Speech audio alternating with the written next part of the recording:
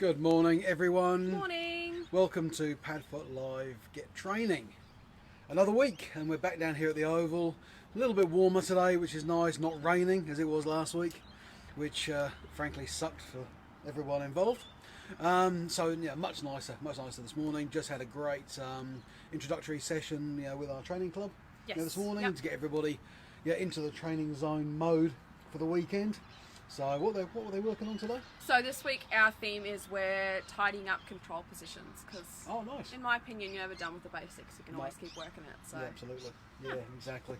And some of the things that I was noticing as we were watching, you could see dogs, for example, moving out of a control position to another one because they're anticipating that's where they need to get their treat from and their reward. So things, that we talk about often, but making sure we're rewarding them in place. Yeah, creating really strong clarity. Yeah, so they really understand that they can get rewarded here, there, and everywhere. Yes, it doesn't matter. So, okay, great. So this week's episode, we're going to be talking about a few things. Firstly, Courtney's going to talk about why we recommend crate training to all our clients and basically how you go about that, and kind of addressing some of the myths and questions we often hear, about the whole concept of crate training. Yes. I'll then talk about the use of food rewards for dogs that you consider to be non-food motivated. We hear about that quite a lot from people. Oh, my dog's not interested in food. So I'll talk you through a few ways you can you can address that issue. And then Buddy's trick of the week. We've got Buddy here again with us today. Buddy's trick of the week is going to be touch again. Now we've done this one before, but it's very, very popular with everybody, so we're going to make sure that a little recap. It's a nice little recap. It's a nice little discipline for them. It's a useful technique that you can be teaching your dogs. Really just when you want them to be able to concentrate on something. You want to give them something to think about. Yeah, and it's an easy win, as I like to say. When they're already kind of distracted and having a hard time with all this stuff flying through their brain, if you can just give them that really easy thing to focus on and then get that positive win to get back on track, it's perfect. Exactly right. Okay, great. Okay, so firstly, crate training. Courtney, why do we recommend that? Awesome. Well, for a plethora of reasons. A plethora? Really. Interesting. But I mean, the main reasons we probably recommend crate training are for puppies. Yep. So building confidence and time alone, having that safe space where they can feel comfortable when they're on their own. For toilet training puppies as well, tapping into that natural instinct of dogs really don't want to, shit where they sleep. Sorry for the language. Yeah, is your nana watching you? Hopefully not. And then, so the other one, which I mean probably equally as often for adult dogs, is separation anxiety. So adult dogs who already have gone through those developmental stages, like whether they're rescues, whether something's happened that's kind of triggered them later in life, whatever reason it might be, some adult dogs do get nervous being on their own. So, sorry, we have dogs on the field here. I'm just watching my back a little bit. So what we can do is we can tap into that dog's natural instinct to want to go into a tight den-like space. So for those of you who have nervous dogs, you might have already found, the fireworks go off, or they hear something loud and they go and run under the bed or into the back of the closet, or any of these little, tight spaces. It's natural for them to want to fit into a tight space, almost like, how people have those weighted blankets because it's calming. And that's kind of the idea of the thunder shirts, right? Like that pressure can be really soothing to some dogs. So that tight space, that spatial pressure can do the same thing, be really nice and calming. And also it gives them that ability when they're in that kind of that fight or flight mode of being able to not have to watch all around themselves. They can put themselves into a safe spot, specifically in a crate when you're shutting the door. They don't have to watch anything. They know that there's nothing that can get to them. They're in their own little bubble. So, and this is what James and I were kind of discussing before this video, is the crate is what you're going to make it. If you're using your crate as a punishment and your dog goes and does something you don't like, so you grab it by the collar and you yell it and you shove it in the crate and you lock it in there and then you leave it and ignore it while it cries for an hour. If you are putting your dog in a crate when you get up at 8 a.m. to go to work and then you're not letting them out again until you come home at 5:30 p.m. Negative association. Negative stuff. And I feel like that's kind of the image that people have in their brains when we talk about crating dogs. Is sticking a dog in a tiny little cage because we attach human emotion to it, right? Like if we were going to be stuck somewhere for a few hours, we would want we want the biggest bedrooms we can get, right? Like that's what humans kind of strive for, but dogs don't need that. And oftentimes, specifically with those nervous dogs, it just doesn't have the same effect if they have too much room in there. They really want to be nice and Yep. Yeah, safe. so a nice enclosed crate. Yeah, something put a that's big blanket enough, over it something even that they sometimes. can, they can stand up and turn around in. But yeah, you're right. It gives you the option to put a blanket over. Sometimes you can put blankets in. You can make it all really nice and comfortable and Yes. happy place. And what James just said is correct. So when you're actually going to fit your dog for a crate, I mean, if you have any questions, send us a message. I don't know if I'd rely on the people at the pet stores, just 'cause I don't know the individuals at each different one. But the idea this is not casting aspersions at any individuals in particular. No. Just as a general rule. So the rule is the dog should be able to just turn around and just stand up. So we want them to be able to move, right? But we don't want it to be this ridiculous space. Don't put your human emotion into it. Yeah. We need to be, we're doing it for the dog, so let's do it the right way for the dog. Like James said, nice comfy little blankets. And how we do it is we build that positive association right from the beginning. You set that crate up. What I like to do is put it where the dog's bed is already. Yep, absolutely. Stick the dog's bed in there, toss some treats in there. Leave the door open, take the door off if it's a crate where you can take the door Treats off. or an antler. Or a any, chew toy something or anything positive. that they can go in there, just have fun with. They can relax. Go, Exactly. This is nice in here.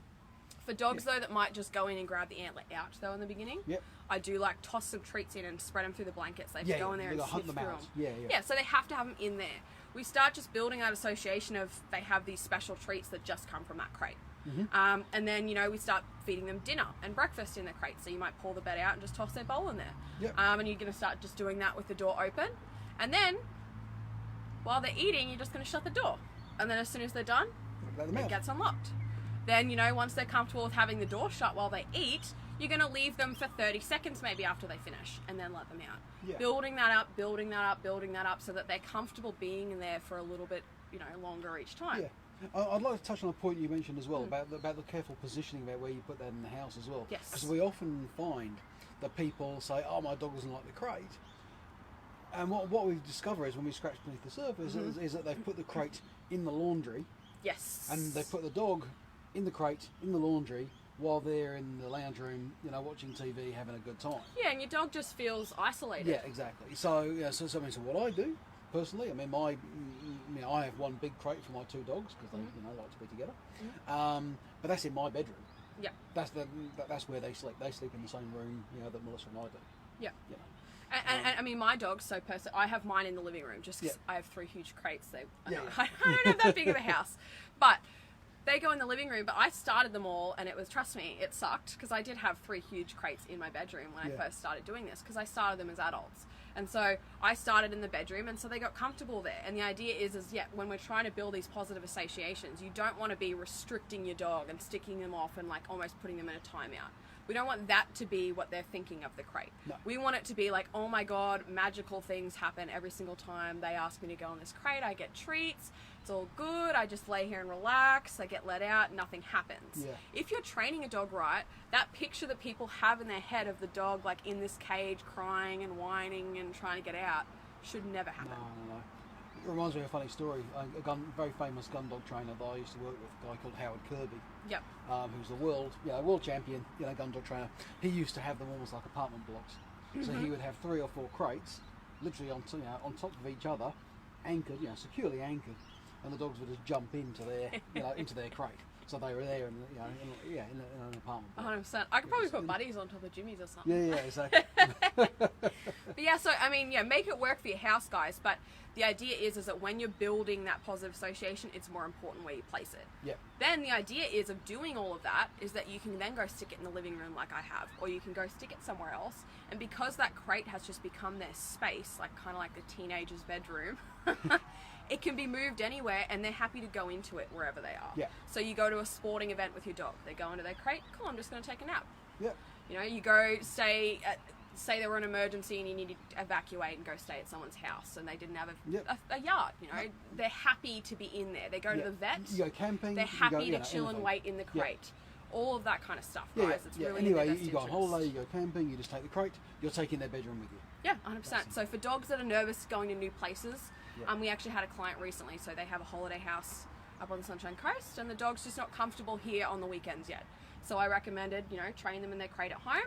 Or in the And crate. then that can be something that comes with him. Yeah. exactly. Bring his nice bedroom. and easy. Yeah, absolutely. Makes perfect sense. In terms of any further information on crate training, how to go about crate training, have a look on our blog on padfoot.com.au. Awesome stuff by James on there's, there. There's a fairly lengthy blog post on there about how to do crate training. Step by step too. I got a little bit bored of talking about it all the time, so I wrote it out, stuck it on the blog. Now I can just point people at it and go, just read that. Well, and I like it too because I think everyone should have access to it, because even though you're listening to us here now, or we might say it to you and explain it to you in a lesson or anything like that, it's so good to have that to be able to go back to, because it's a lengthy process sometimes. Yeah, great. Okay, so any questions on that, please do ask us.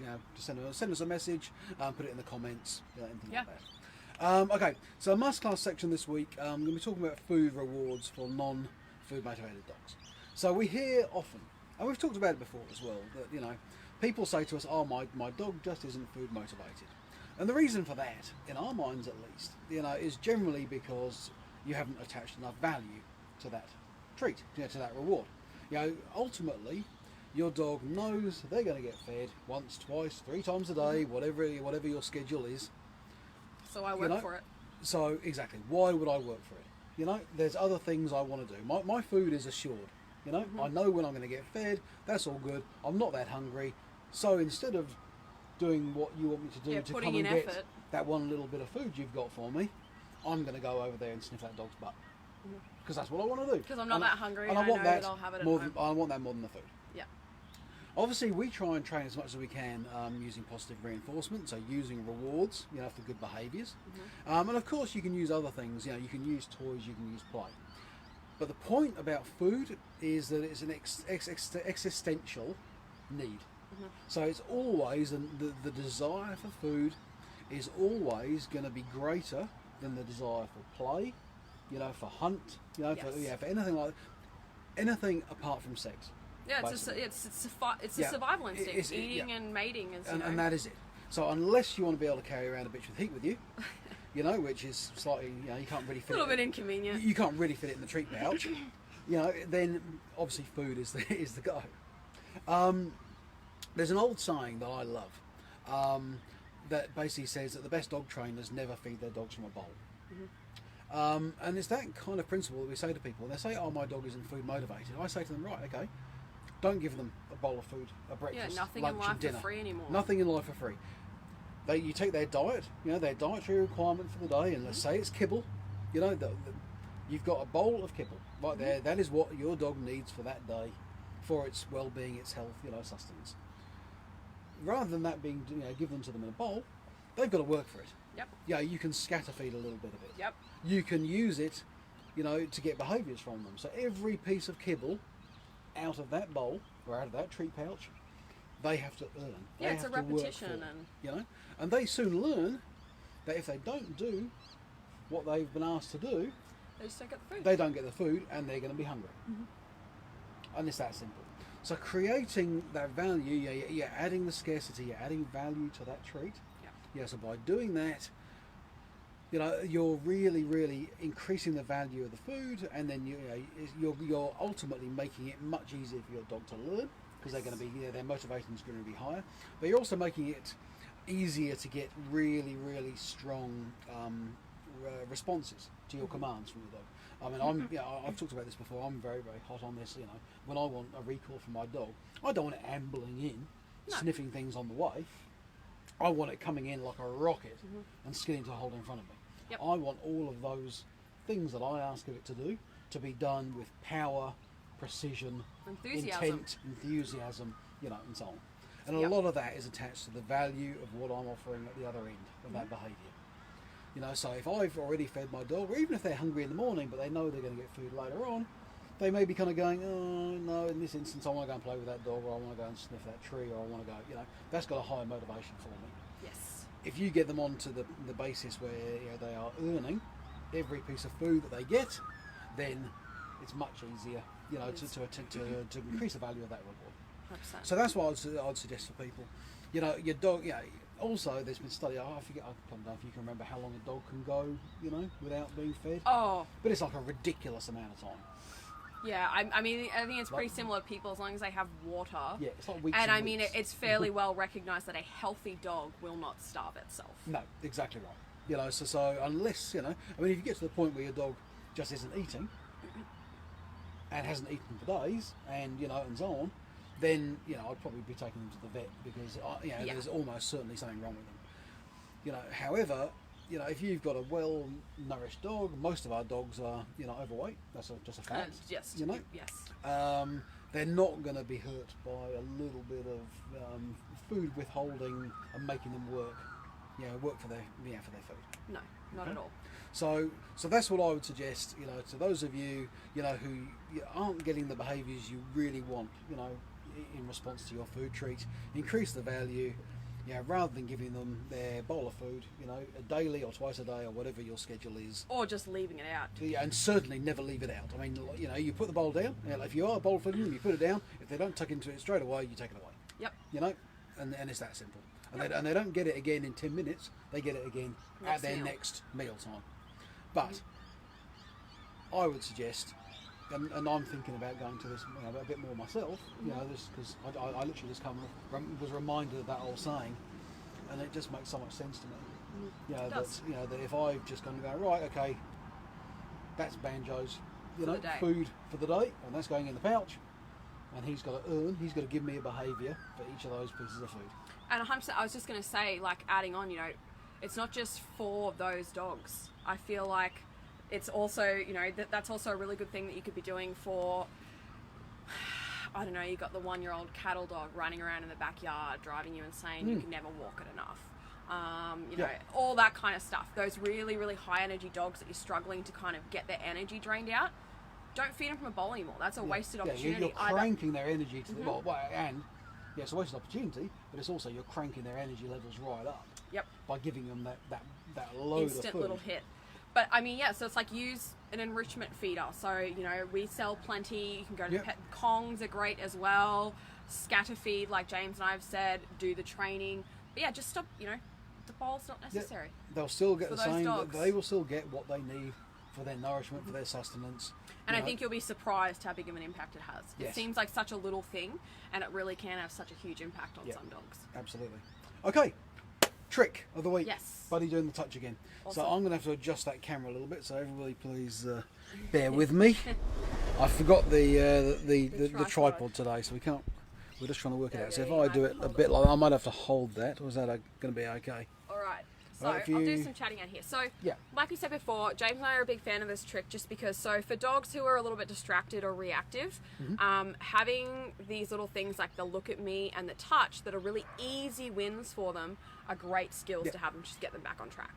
If we start asking our dogs to do all these complex things like sit, drop, roll, like all these kind of, it's too much. Shake.